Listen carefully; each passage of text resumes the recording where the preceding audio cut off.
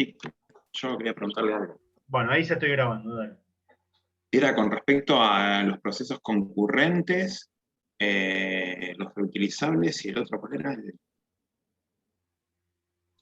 Reentrante. Eso. Era con respecto a eso, porque usted lo sube en el PDF, perdón, en la diapositiva, y no sé, yo no lo encontré en los textos, no lo puedo encontrar. No sé Hoy si figura con subí. otro nombre No, o no, cómo. tiene que estar. No me acuerdo en qué página estarán en cada libro, ¿no? Y hoy subí los PDF esos que usé, que eran de otra carrera, de una carrera que yo no hiciste ahí de la escuela.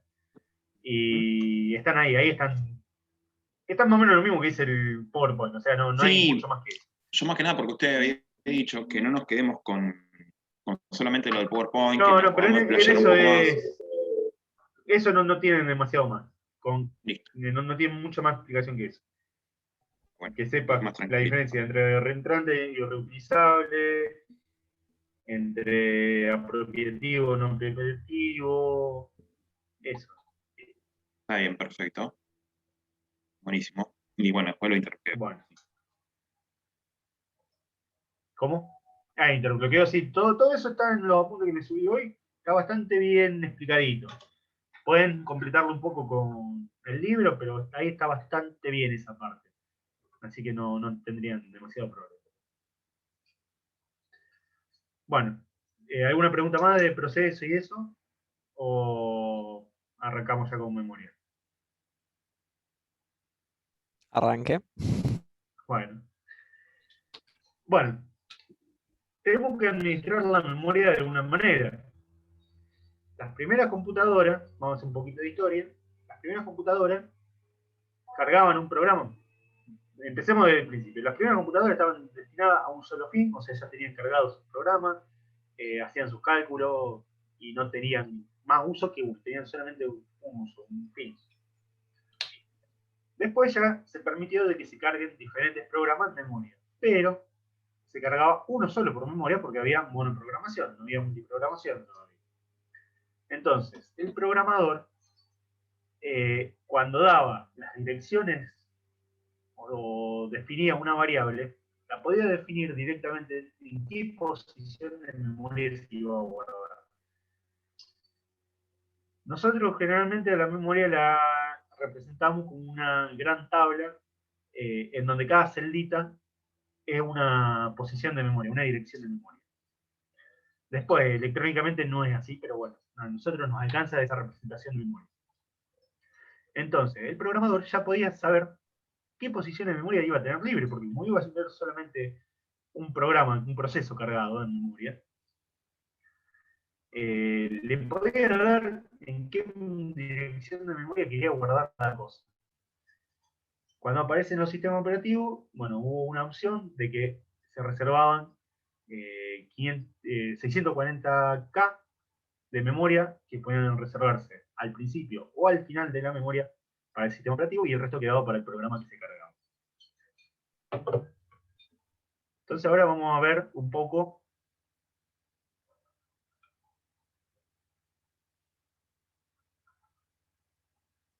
bueno, quería ver acá.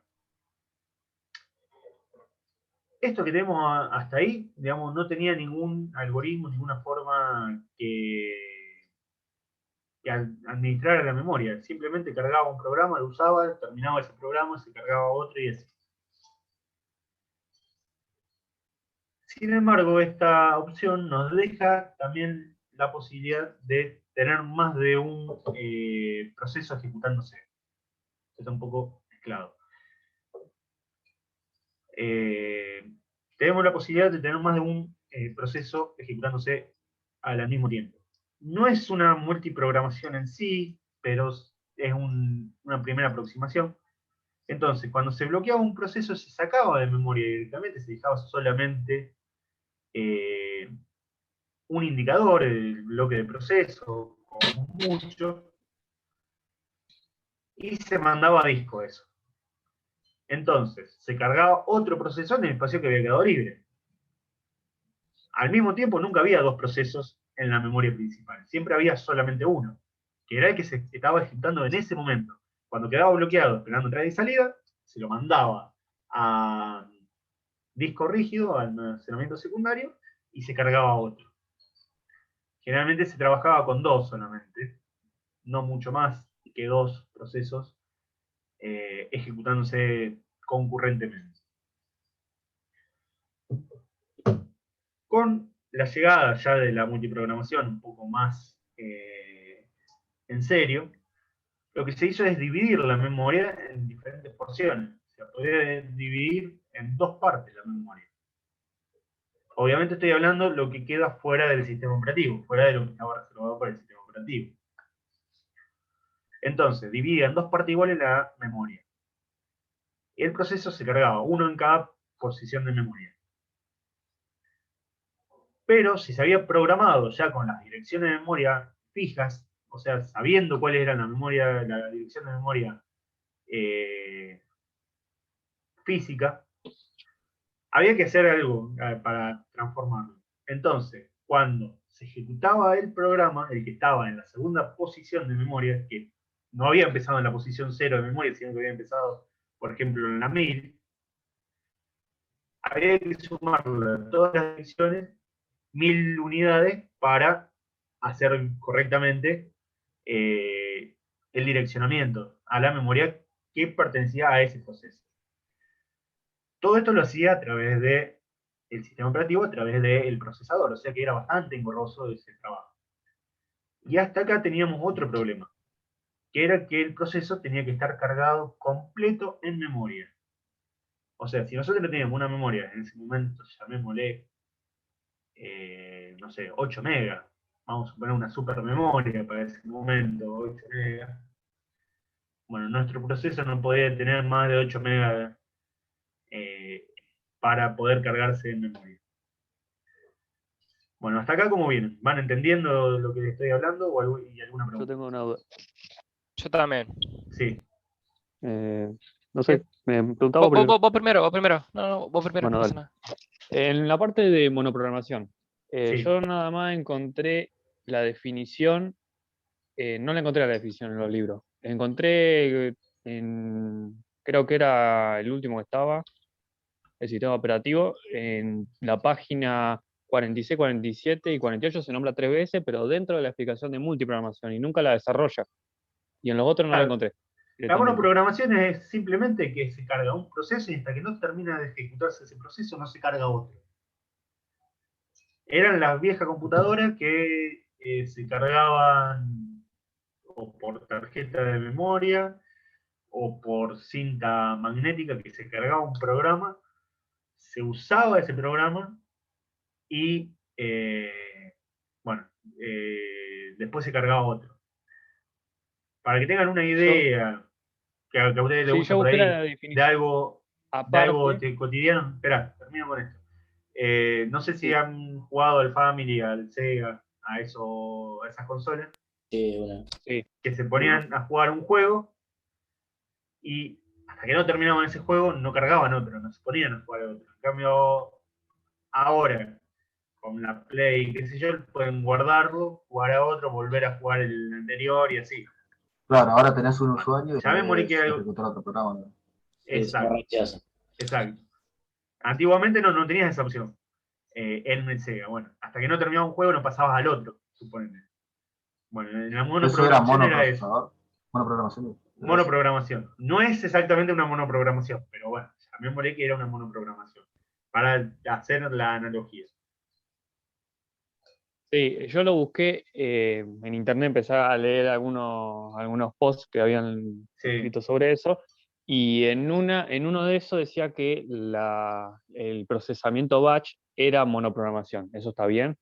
Porque en el cuestionario estaba también eso, y tampoco lo había encontrado en el libro. Sí, porque lo que se hacían, antes de que fuera por sistema operativo el batch, era el que era el operador de la computadora, se juntaba todos los procesos que eran parecidos. Vamos a suponer que vos tenías que hacer todos de Excel. Tenías Excel, Word, cosas así. Bueno, los unía todo por el tipo de programa. Cargaba el Excel, hacía todas las cosas que tenía que hacer en Excel, todos los trabajos en Excel, descargaba el Excel, cargaba el Word, hacía todos los trabajos que tenía que hacer con Word. Sí, eso es el batch. Trabajos parecidos. Igual ahora también se utiliza batch en algunas cosas. Sí, Cuando un se programa utiliza tiene que también ahora. rescatar, cuando un programa tiene que rescatar un archivo o algo de un Excel, como dice, o unas instrucciones de un bloque de nota. Eso Sí, no sí. sería, eso también es batch, pero no sería monoprogramación. No, pero ahí es cómo trabaja a nivel del proceso. Lo hace mucho también con la base Claro. de datos, que lo dijimos cuando se actualiza una base de datos o se hace un backup de una base de datos. Eso es un proceso batch. Actualmente, un proceso batch, y antes también, eran los que no tenían o no tienen mucha interacción con el usuario. Que una vez que empezaron, corren todo y dan un resultado al final. Esa sería un poco la definición de un proceso batch, de un sistema batch. Antes era más el sistema de computación batch. Ahora es más una actividad. Ya no es que hay computadoras que procesan todo batch solamente. Claro, sí. Eso cuando yo lo busqué estaba la definición y te ponía lo que era el sistema batch y lo que era el procesamiento. Pero en lo que Exacto. era el cuestionario decía procesamiento. Entonces, Sí, ¿el sí. procesamiento no sería más lo que es ahora que lo que era antes? No, el procesamiento tanto antes como ahora es lo mismo. Nada más que antes, como te digo, el sistema ya era batch. Ahora no, el sistema no es batch. Ah, claro, bueno, está bien. Perfecto. Sí, había Eh, otro que iba a hacer una pregunta. Profe, el cuadro ese Sí. que está, ahora que está mostrando, es importante porque no entendí bien el cuadrito este que... No, no, después buscaba otra cosa y no la encontré. Esto quedó de otra cosa. Lo Ah, buscaba y no lo encontré en esta punta. Ah. Después se los muestro, porque esto es de lo que viene después. Está medio mezclado en esta punta que agarré. En el libro están todo esto está casi todo sacado. Claro, pasa que acá está como Están, resumido.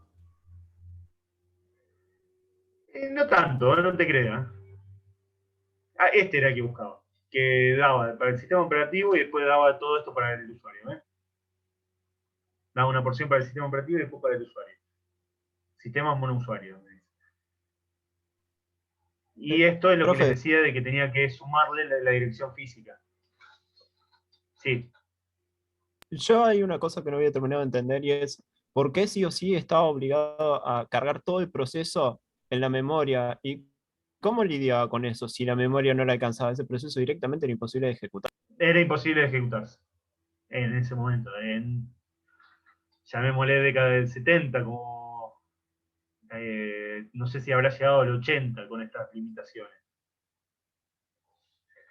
Y eso se busca, o sea, se podía resolver de alguna manera o Con más memoria, porque, la única, se con podía más agregar hardware. memoria igual. O una computadora más potente. Eran las posibilidades que tenía, no había muchas chances. Pero ¿por qué no podía hacer esa? Perdón, porque capaz que me perdí con un dato, la segmentación o tomar una parte Todavía del no programa se para había poder. inventado.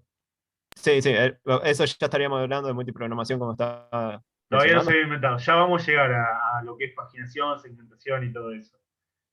Ah, Todavía no ok, se había perdón. inventado. No, está bien la pregunta, pero te adelantaste como 20 o 30 años. Bueno, 20 años, ponele, a lo que estamos en este momento. Ah, bueno, perdón. Bueno, igualmente ya acá se empezó a ver algo de eso, de que esto sí era lo que estaba acá en el apuntecito.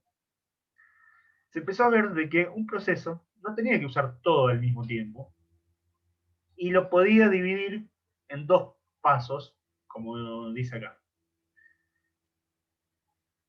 Teníamos lo que era la tabla de símbolos, que esto era del sistema operativo y parte del proceso, las rutinas comunes del proceso y un manejador de superposiciones.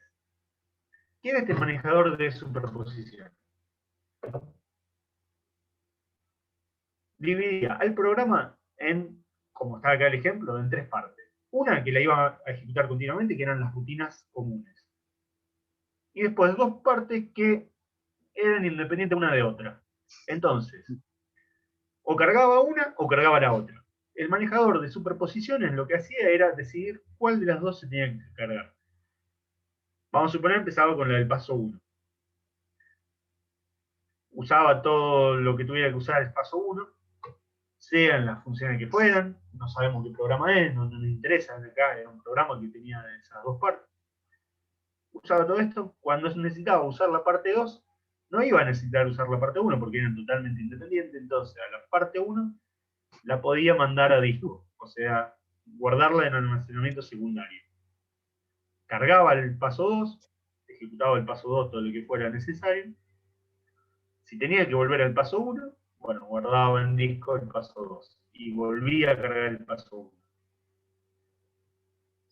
Esto permitía que, vamos a suponer, acá tenía 100K para cargar y los 2 pasos en sí son 150K. Nos permite que pueda cargar una parte o la otra y que ahí sí entre en la memoria RAM. Esto lo tenía que definir el desarrollador del software. Y tenían que ser pasos verdaderamente independientes, no que se tuviera que mezclar, que tuviera que tomar. A lo sumo, si tomaba datos, sí lo podía guardar en algún lado, en rutinas comunes, cosas así, eso sí. Pero estos pasos tenían que ser verdaderamente independientes uno de otro. Las rutinas comunes sí, eran comunes para todo el programa y quedaban cargadas en memoria y eso no se iba en memoria hasta que no se fuera ese proceso.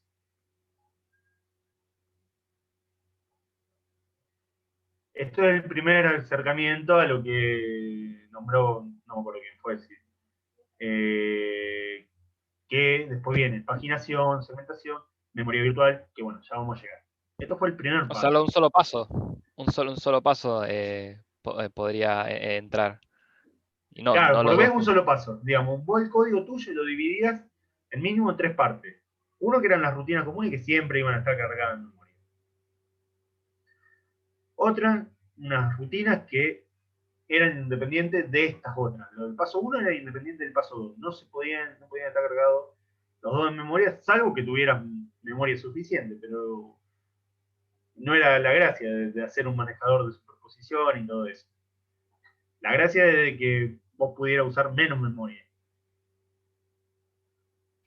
Claro, ahí entendí. Gracias, profe. Y todo eso había que diseñarlo a la hora de programar el programa, generar el manejador de superposición y demás. Y obviamente que el sistema operativo te permitiera hacerlo. Y el hardware Esto estuviera preparado, ¿no? es parecido cuando uno instalaba en Sí. su momento cosas por CDs que te daban como 4 o 5 CDs aparte y te pedían instalar el primer CD y instalaba para poder. Sí, ponele. Vos cuando ponías el primer CD se cargaban lo que eran las rutinas comunes, qué sé yo. Cargaba toda una parte, después cargaba la otra, sí. Ponele algo parecido. No es exactamente esto, pero sí, Sí. está bien como lo Ok. planteás. Profe, Estos perdón, eran a nivel de proceso. Sí, ¿qué me iban a preguntar? eso le iba justo a preguntar. Esto se supone que el paso 1 y el paso 2 sería los pasos 1 del mismo programa. O sea, Del mismo proceso. del Hablemos del mismo proceso porque están proceso. cargados Sí, en memoria. Yo a veces también me equivoco y digo programa, pero hablemos de porque puede ser pregunta de examen, que se carga en memoria. sí, sí, sí. Entonces, pongamos, el paso 1 sería la iniciación del proceso y el paso 2 sería, por ponerlo así, como el medio y la conclusión del mismo. Ponele, sí, exacto. Vamos a suponer, a nivel del Word, que se te cargue en el paso 1 todo lo que es formato para escribir, qué sé yo. Y el paso 2 sería el editor de ecuaciones, ponele, que no lo va a usar nunca o lo va a usar muy poco. Entonces, si no lo tenés que usar, no lo cargás, lo tenés ahí. En cambio, llegaba a necesitar el editor de ecuaciones, bueno, lo cargás en memoria y la parte de edición de texto la sacás. Que de hecho, el Word antes era así, no estaba el editor de ecuaciones dentro del mismo Word. te abría una ventana y te anulaba la posibilidad de escribir en el resto del documento mientras hacía la ecuación, mientras escribía una ecuación. ¿Y eso quedaba a decisión del usuario cuál utilizar? ¿O el programa lo deducía dependiendo de lo que el usuario quería hacer? El programa lo deducía dependiendo de lo que el usuario quería hacer. Digamos, el usuario hacía la petición al programa. Usaba el programa, lo que fuera, y era el programa el que decidía qué parte tenía que cargar y qué no. Perfecto. Obviamente el usuario no decía cargame la parte 1, cargame la parte 2, no tenía ni idea de que existía eso. Vos lo veías Claro, como que claro. era un solo programa, lo ejecutabas todo, ¿viste? Digamos, son cosas que al usuario le quedan totalmente ocultas esas. Sí, Matías. Profe, sería de un programa, digamos, que está de una forma modularizada, es que lo que se va a ir cargando según el orden en que se va solicitando, digamos. Claro, exacto. Si es un proceso batch, un procesamiento batch, podría haber sido de que fueran pasos secuenciales, digamos. Que primero se hace el paso 1, que a lo mejor es formatear los datos de determinada manera. Y después el paso 2 es sacar estadística de esos datos. Vamos a suponer que fuera así, bueno, ahí era bien paso por paso, una vez que se iba el paso 1 ya no volvía y listo. Esto fue la primera forma de poner procesos más grandes de los que existían en memoria. Profe, ¿esto entraría en el parcial? Sí, Una pregunta por las dudas. Entonces, ¿el manejador sí, de sí. superposiciones era una memoria auxiliar o un programa que dividía los procesos y después lo pasaba a memoria no entendida? No, todo esto, digamos, desde memoria, desde rutinas comunes para abajo, todo es el mismo proceso. Ah, Y ok. lo programaba el programador que hacía este proceso. Las rutinas comunes era lo que nunca podía faltar en memoria. El manejador de superposiciones era lo que decidía, tenía, digamos, un índice de qué tenía que cargar para hacer cada cosa. Eso es. Ok. Ya esto quedó muy superado, ¿eh? No se usa más esto. Bueno, las asignaciones de memoria, que esto era lo que buscaba también antes, de una sola partición, que ya lo vimos, ya se lo expliqué, que se reservaba una porción de memoria para el sistema operativo y el resto quedaba todo para un proceso. Ya cuando se empezaron a cargar más de un proceso, si había dos, había que hacer esto, que está acá, este diagramita. Como les dije, antiguamente se programaba con las direcciones de memoria, y esas eran direcciones lógicas, se llamaban. O sea, yo daba la posición de memoria desde la 0 en adelante para mi programa. Pero vamos a suponer que en memoria se cargaba a partir de la mitad de memoria. Me daba para cargar dos porciones de memoria. Cada proceso podía usar una de las dos. El que estuviera en la primera porción iba a tener las direcciones lógicas sin ningún problema. Como las tenía ahí, iban a transformar de direcciones lógicas en direcciones físicas. Las direcciones físicas son las direcciones de cada celda de memoria. En cambio, el segundo proceso necesitaba el registro base. El registro base sería a partir de dónde empezaba, de qué dirección de memoria empezaba ese segundo proceso. Y estaba en la segunda porción. Entonces, había que sumar la dirección lógica con el registro base. Y eso me daba la dirección física real. Si tenía más de dos divisiones, había que tener más registros base y hacerlo en la misma operación. Transformar la dirección lógica, que era la que venía por el programa, en la dirección física, que es la dirección de memoria donde corresponde la instrucción de ese proceso. ¿Se entiende esta parte? Más o menos, o sea, sería que el programador pone la dirección lógica del programa, ¿no? Claro, el programador pone las direcciones desde 0 en adelante. Como si Entonces, para calcular la dirección física de la celda, se tenía que sumar el registro base de todo ese programa. El registro base te indicaba dónde empezaba esa porción de memoria. Vamos a suponer que vos, esta dirección de memoria tenía 1000 posiciones de memoria. Vamos a suponer descontando ya lo del sistema operativo, todo para el proceso. Vamos a suponer que lo dividías en 4 porciones de esa memoria. O sea, podías tener 4 procesos cargados en memoria. Los 4 procesos que se cargaban en memoria iban a empezar con direcciones lógicas 0, y así sucesivamente. El que se cargaba en la primera posición de memoria tenía un registro base 0.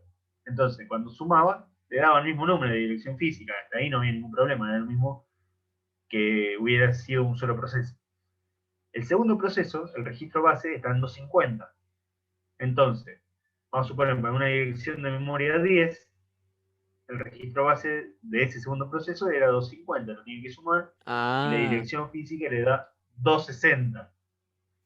Claro. Esto lo hacía tanto el sistema operativo como el controlador de memoria del hardware, ¿no? Así no se pisaban entre sí los procesos. Exacto. El tercer proceso arrancaba en 500, pasaba exactamente lo mismo, había que sumarle 500 a todas las direcciones lógicas, y el cuarto proceso en 750. Bien.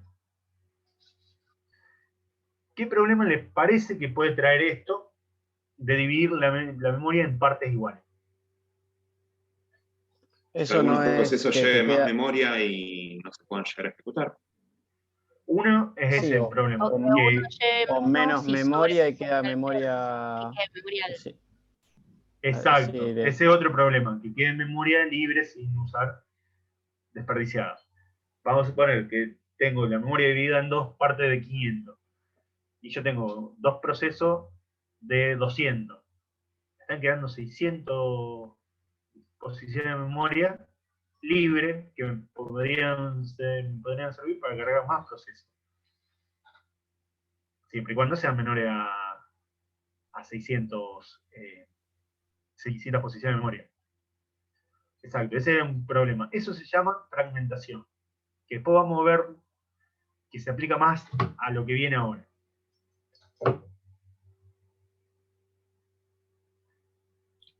Bueno, la asignación de particiones múltiples es más o menos lo que les dije.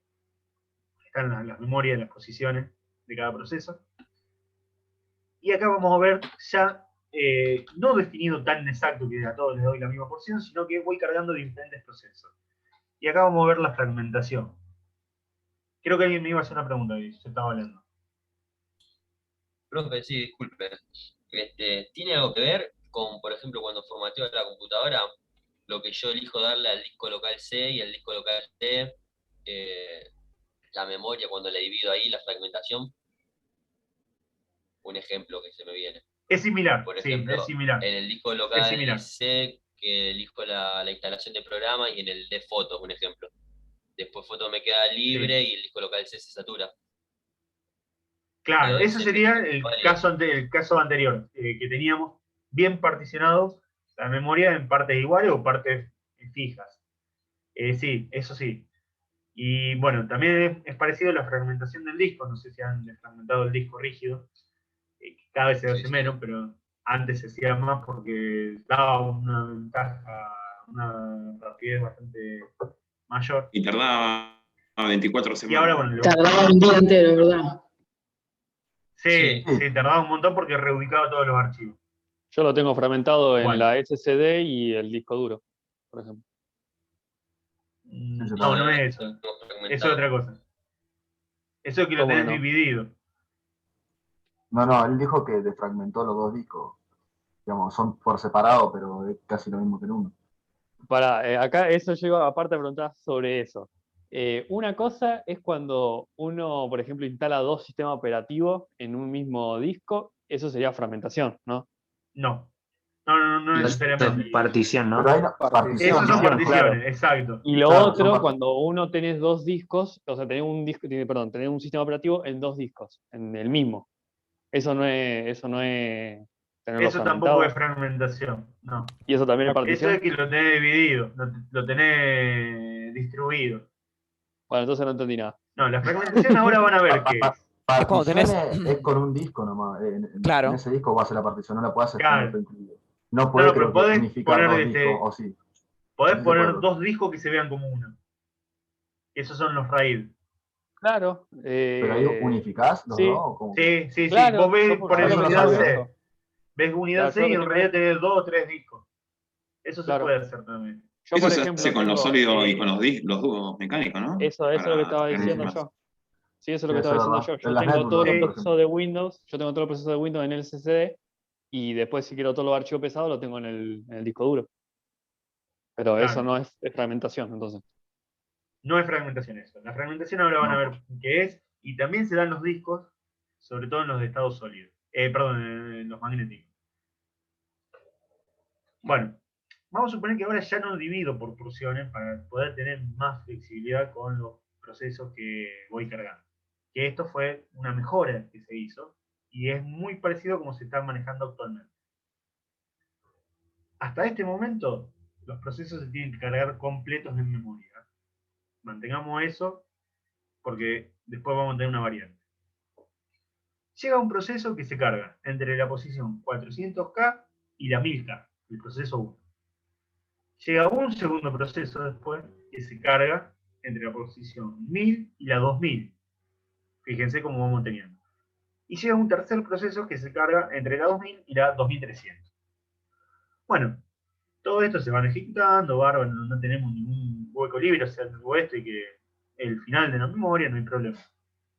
El proceso 2 termina cuando está el proceso 1 y el proceso 3 todavía ejecutándose. Entonces libera su posición de memoria, su porción de memoria, y entra un cuarto proceso que se carga en parte de ese hueco porque es más chiquito.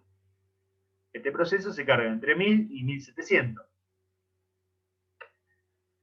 Llega otro proceso, se termina el proceso 1 que acá libera su espacio, y llega otro proceso, el proceso 5, que ocupa menos lugar que lo que tenía.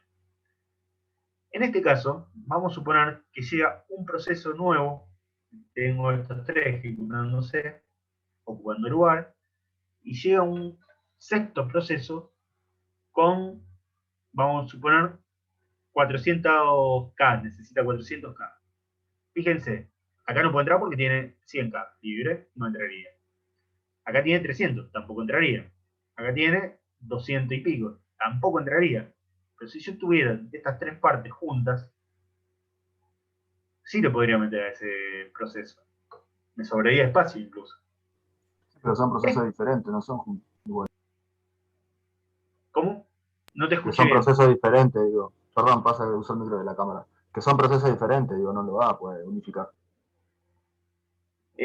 No, son Si, huecos que si te fueran dan... similares, sí.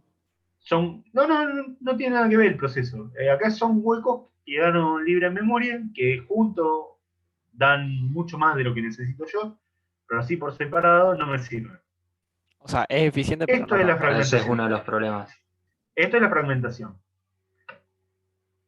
Esto se llama fragmentación. Claro. Ahora entendí. A eso es lo que va. En el disco rígido pasaba algo parecido, y sigue pasando.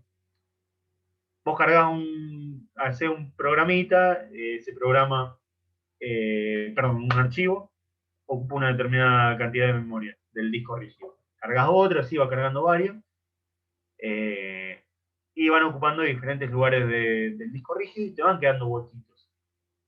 Sobre todo en los discos rígidos de magnético, que es un plato que va girando continuamente, cuando hay que grabar un archivo, lo guarda en el primer lugar que encuentra libre, donde está el lector pasando, la cabeza lectora y escritora, donde encuentra un lugar, lo guardó, ya está. Entonces, no le importa mucho la ubicación. Entonces van quedando esos huecos libres. Esos huecos lo que hacen es que no se pueden aprovechar. En el nivel de memoria, lo que se hizo primero fue lo que se llama compactación, que por acá lo debe decir. No lo dice, pero no importa. Se los explico fácilmente. La compactación lo que hacía era, este proceso 4 lo corría para que quede bien a continuación del proceso 5. Este proceso 3 lo corría para que quede bien a continuación de donde había quedado el proceso 4. Entonces, estos tres espacios de memoria libre quedaban todos al final.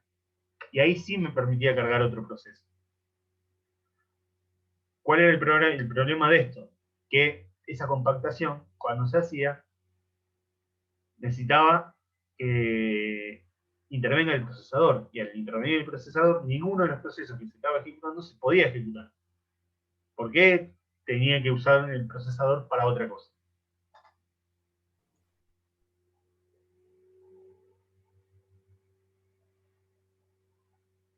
Claro, Manuel, en la fragmentación hacía eso con los archivos del disco, y me está preguntando por el chat. Pasaba todos los archivos a las primeras posiciones del memoria. Los juntaba en las primeras direcciones del memoria. Entonces dejaba todo el resto, todas las partes libres juntas. ¿Y cuál era la efectividad de compactar si al fin y al cabo todos los procesos se tenían que suspender para poder Te aprovechar esa permitía memoria? cargar más procesos después. Una vez que compactaba, te permitía cargar más procesos. O sea, vos lo que no podías era acceder a esos procesos hasta que terminara el principal. Claro. Ah, bueno, Vos yo pensé tenías- que como que se suspendían o se perdían. No.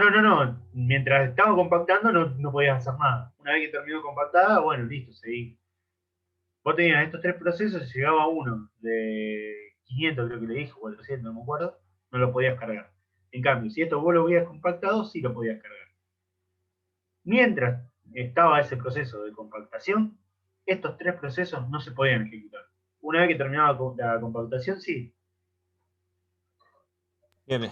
Igualmente era un tiempo, digamos, perdido, y lo tenías que hacer con relativamente frecuencia para que tuviera un sentido, porque los procesos es algo muy dinámico, algo que entran, salen, aparece nuevo, es muy dinámico.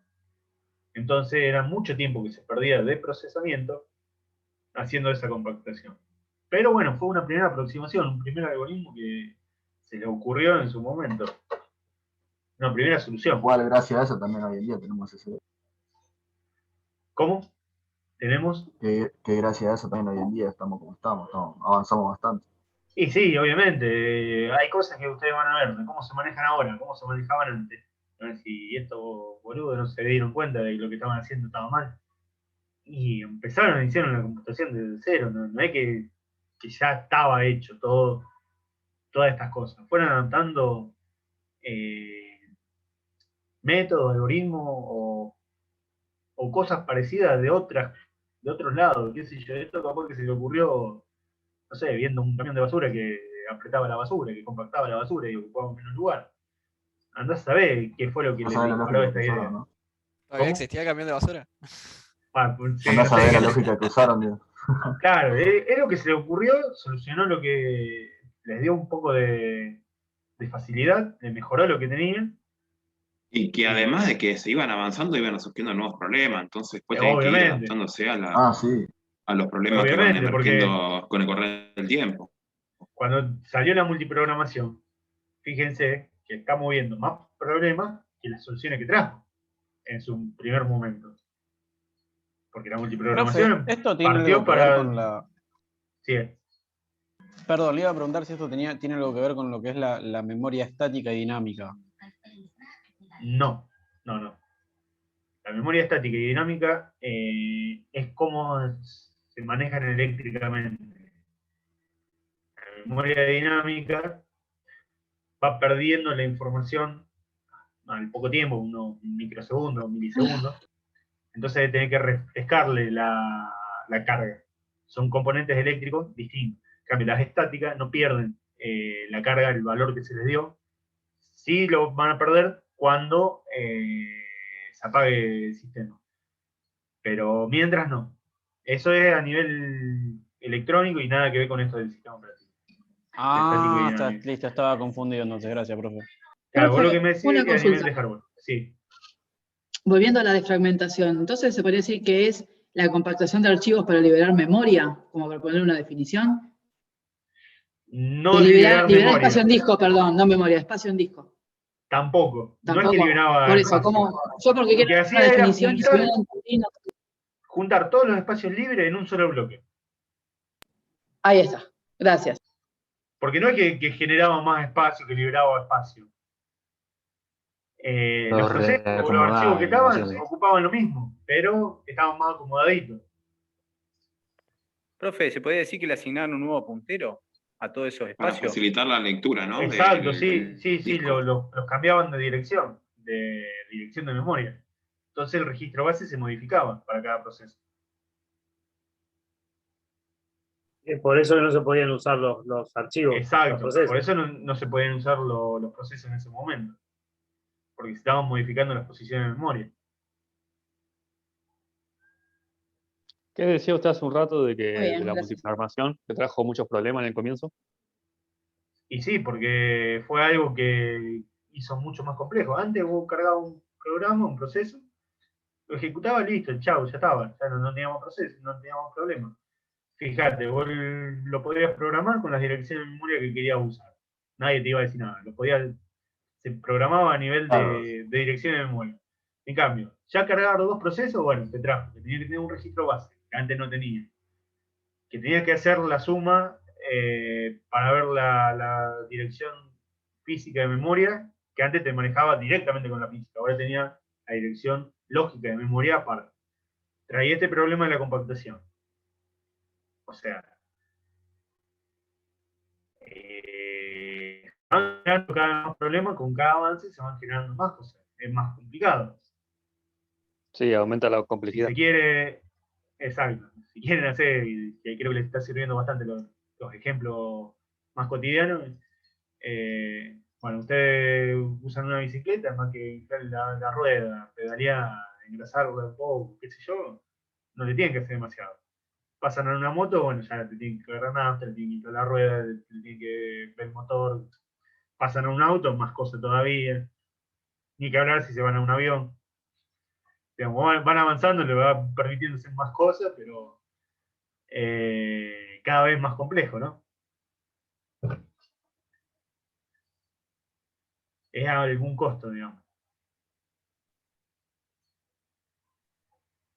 Bueno, ¿se va entendiendo hasta acá?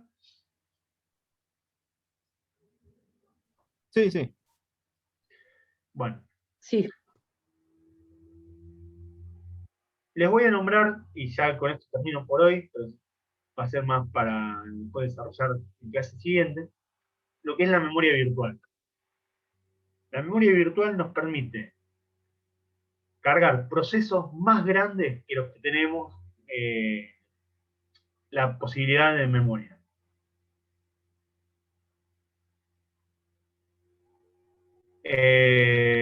Si acá me están preguntando de si en el libro se puede profundizar, sí, el libro está muy bien explicado todo esto y es mucho más que esto, y creo que está más ordenado que este apunte que agarré yo para ir viendo los grafiquitos.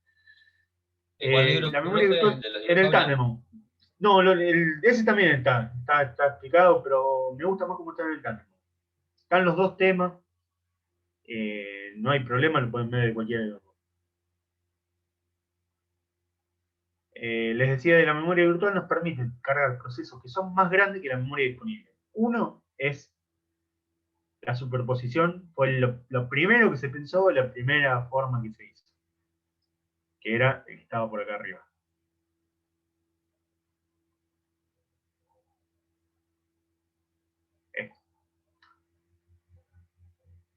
La segunda cosa, o lo que se está usando ahora actualmente, es paginación y segmentación, que alguien lo nombró de ustedes. ¿Qué es dividir? La segmentación es dividir un proceso en segmentos que pueden ser de diferentes tamaños.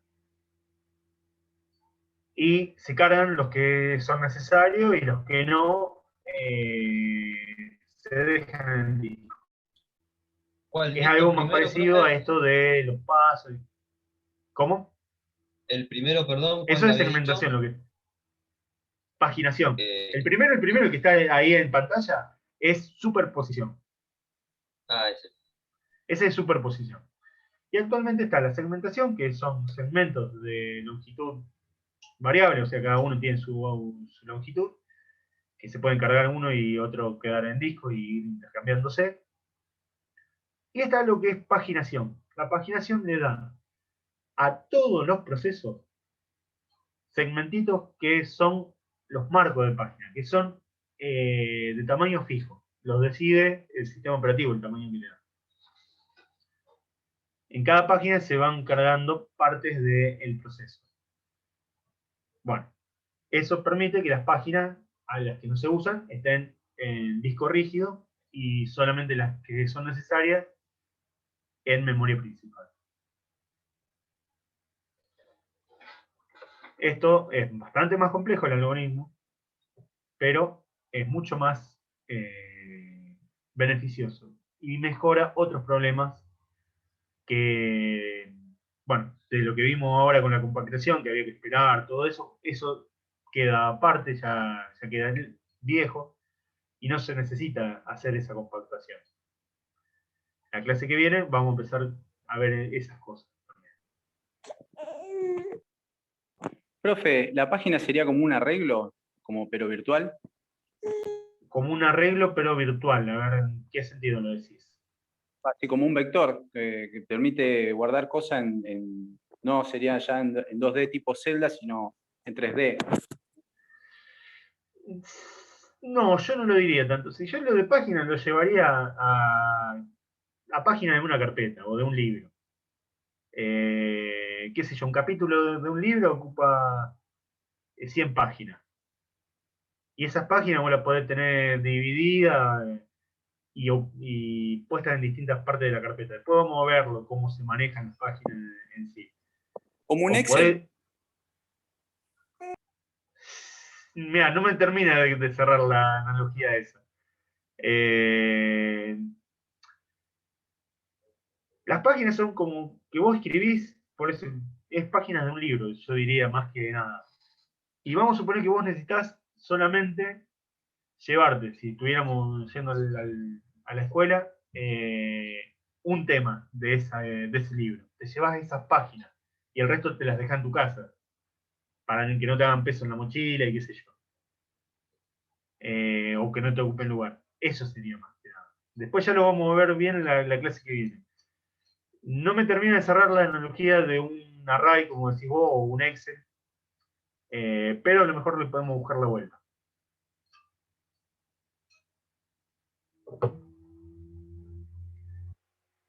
Bueno, del sistema operativo por hoy cerramos acá. No sé si tienen alguna preguntita, si no hacemos unos 10 minutos de recreo y volvemos con Leto. Porfa. Vale, profe, seguimos conectados, total después. Sí, quédense conectados, no hay problema. Listo. Ok. Bueno, profe. Dentro un rato. profe. A las 10 nos Yo volvemos. lo único, la definición de paginación que diga, ¿cuál era?